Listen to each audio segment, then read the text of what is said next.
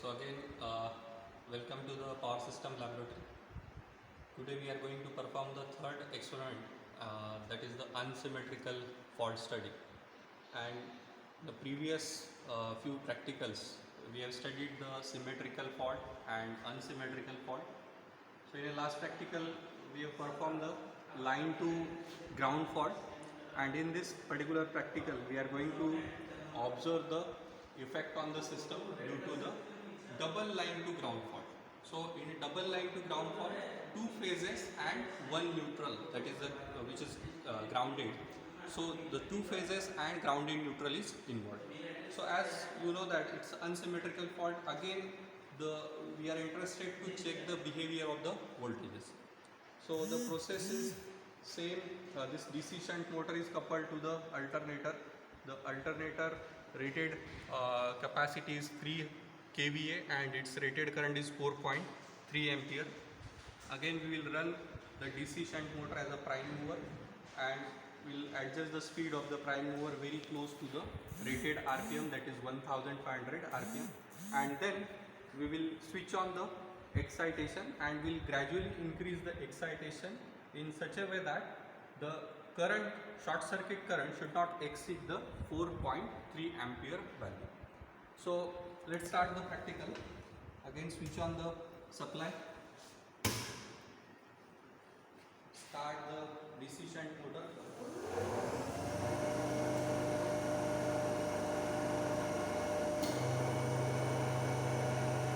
Record the RPM.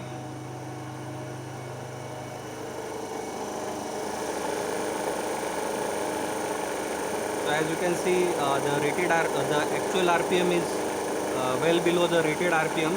So we have to adjust the rheostat.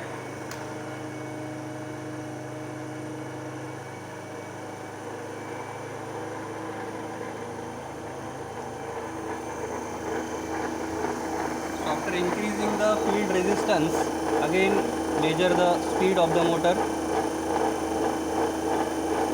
and you can see the prime mover is now running very close to the rated RPM, that is 1500 RPM. So now we will switch on the excitation. Again one must take care of this knob position. This knob should be in a 0 position before switching on the excitation. So this knob is in 0 position. Now switch on the excitation. This ammeter is connected between R phase and Y phase. So the R phase and Y phase of this synchronous alternator, it is short circuited through this ammeter, and the Y phase is connected to the neutral, which is grounded. Okay, so grounded, it is grounded with the help of this black wire. So this is now we are actually simulating the double line to ground fault. Now increase the excitation in such a way that the current should not exceed the 4.3 ampere value. So keep close watch on the ammeter reading. Yes, now the current is 4.3 ampere, and now we will observe the voltages.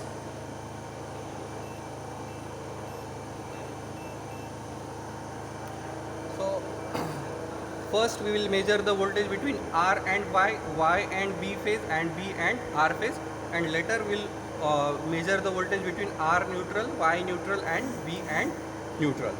Okay, so first let's measure the voltage between R and Y.